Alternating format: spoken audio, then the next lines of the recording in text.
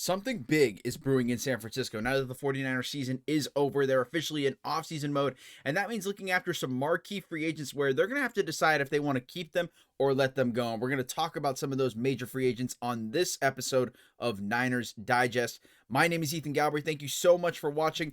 The Niners 2025 season is officially in the books, and while the first order of business is going to be figuring out if defensive coordinator Robert Saleh is staying in San Francisco or leaving for a head coach position, the next order of business is going to be looking after this 2026 list of free agents for the Niners.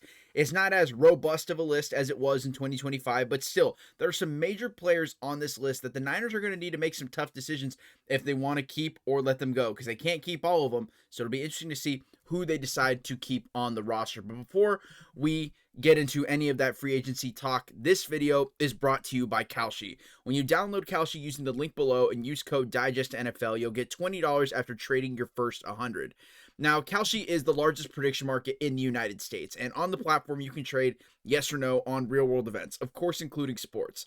Whether you're in California, New York, Texas, Kalshi is live in all 50 states. And for sports fans, this is huge because you can trade yes or no on player performances, game outcomes, playoff chances, all on a regulated market where you can cash out at any time. Now, the Niners season is over, but maybe you still want to see which of your least favorite NFC West rivals is going to the Super Bowl. You can trade yes or no on the NFC Championship game, as well as maybe you think you know who's going to score the first touchdown. You can trade yes or no on that and so much more. Make sure to grab your $20 after downloading Kalshi using the link below and using code DIGESTNFL after trading your first 100. Thank you again to Kalshi for sponsoring this video. So the Niners season is over, and in my last video I talked about how despite coming up short of the Super Bowl, the Niners still had a successful season, all things considered, and I still believe that. And I do think that they can build upon this performance, this season as a whole, if they make the right moves in free agency, and it starts with the free agents that the Niners have in their own building. And while the list is long, it's not as full of, shall I say, marquee names as the 2025 free agency list was. Of course, we've gone over that multiple times in the past, all last season. But there are still some important players on this 2026 list that the Niners will have to really make tough decisions on who they're going to keep and who they're going to let go. And fans should be paying attention as well. So this is not the full list of all the free agents for 2026, but these are who I think are some of the most important ones. And it starts at the very top with Eddie Piñeiro. Eddie Piñeiro solved one of the biggest issues that the Niners have had over the past few seasons, and that was consistent kicking. Despite all of the injuries, including to Piñeiro himself, kicking was not an issue for the 49ers. The Niners, for the first time in a few years, didn't have to worry about whether the kicker was going to get the job done. And Piñeiro didn't even start the year on the 53-man roster. Of course, they started with Jake Moody, didn't work out. Then they brought Piñeiro in, and he was nearly automatic all season. So Piñeiro, in my opinion, should be one of, if not the top priority free agent signings for the Niners, whether that's a contract extension or even the franchise tag. And that's not out of the picture as well. Eddie Piñeiro, there's belief that the 49ers would use the tag on Piñeiro if they're unable to reach a long-term extension in the offseason. And the franchise tag would cost about $6.7 million. I don't think there's a price too high for Eddie Piñeiro. He was a proven kicker for the Niners. He was nearly automatic, and I think that you have all the reason to believe that that will be the case again in 2026 and beyond. So Eddie Piñeiro is, I think, the first name that should be at the top of the list for the Niners. But the next one that I immediately think of is that next name that I put up there, and that is Jauan Jennings. In my last video, I talked about how I didn't think that there was a current wide receiver one on this roster. And I still do believe that. But that doesn't mean that the Niners should just let go of their free agent wide receivers, which include Jauan Jennings, Kendrick Bourne, and Sky Moore. I'll talk about them in a second. But for Jauan Jennings specifically, I put him up there as one of the 4 or 5 most influential players that defines the identity of this team. I'd put him right up there with Fred Warner, George Kittle, Trent Williams, and I'd put Jauan Jennings up there too. So re-signing Jauan Jennings is not going to be because he's going to be wide receiver one. It would be because he's a very productive receiver, and he shows it on the field. He showed it especially during the stretch of the back half of the season, and he is an identity-defining player. There's so few of those around the league, and he's one of them, especially for this team. So I think that it's worth trying to bring him back, but he hasn't gotten a contract extension with the Niners previously, so I wouldn't be surprised if this is one of the more difficult players to re-sign. And that's not a knock on Juwan Jennings and his camp. That's just the reality of wanting to go get your money, and I respect that. He has raised his stock a lot in 2025, and especially during the back half and the most important games of the season for the 49ers. So Jennings I'd put right up there for right next to Pinheiro in terms of some of the most important signings. Going back to the list, Sky Moore was a very good returner for the Niners this year. I think there should be a lot of investment in trying to bring him back. Brian Robinson Jr. I'm very curious about because I felt like he was a little underutilized at times this season. I thought he was going to be a great 1-2 punch with McCaffrey, and at times he was, but I've said in previous videos there's no reason, in my opinion, why he shouldn't be getting 10 carries a game or 10 touches a game, and he didn't really hit that. I'm interested about where they're going to move with Brian Robinson Jr. because he was traded here. The Niners made a trade to bring him in along with Sky Moore. So I'm curious if that changes anything for free agency, but only time will tell. And then we get into offensive linemen, which in this case, two of the notable names are Spencer Burford and Ben Bartch. These have been two of the more consistent players on the offensive line, though up and down in the past, especially with Ben Bartch, who got hurt this year, so he was on injured reserve. But I talked about in my previous video how the two glaring issues that the Niners have that I think were really exposed in the Seahawks loss were that there's no wide receiver one on this team and that the offensive line needs a retool. And it starts with, of course, Trent Williams. He has said he plans on coming back for 2026, which is huge. I think that's a great thing, obviously, for the Niners. That's a future Hall of Famer.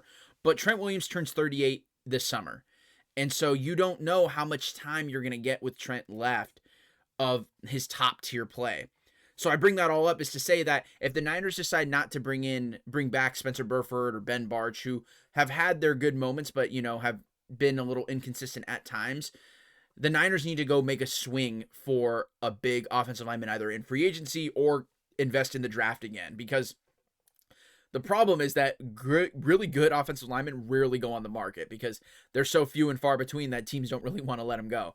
So I'm curious how the Niners will play this. I do think that investing in the draft will be a good approach. It's worked for them in the past. So I think that that's something to look into for draft priorities. I'd put offensive linemen right up there with wide receiver.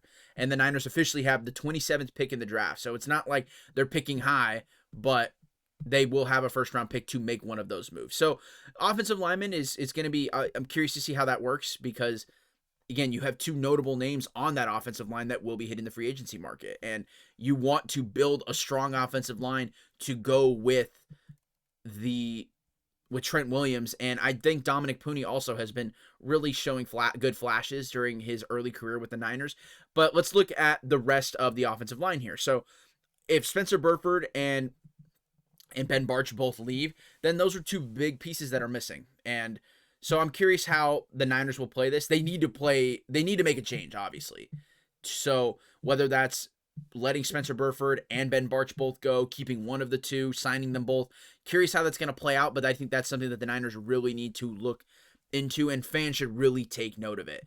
So going to the defensive side of the football, from offensive line to defensive line, I think obviously defensive line was a big red flag that people took note of because of the lack of consistent quarterback pressure.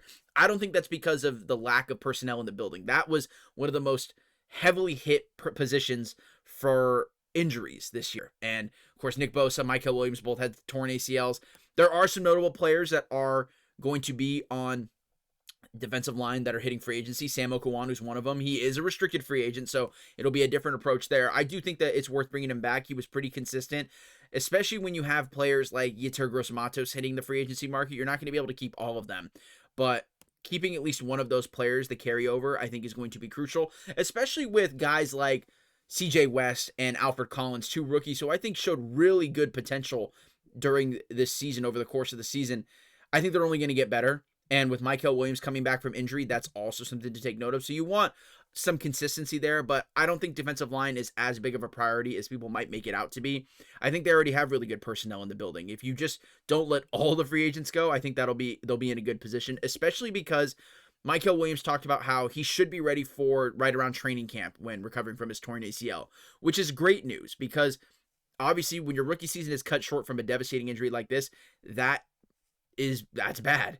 But for him to get as close of a quote unquote orthodox offseason as possible to recover, but then be back in full training is going to be huge for the defensive line and the defense as a whole.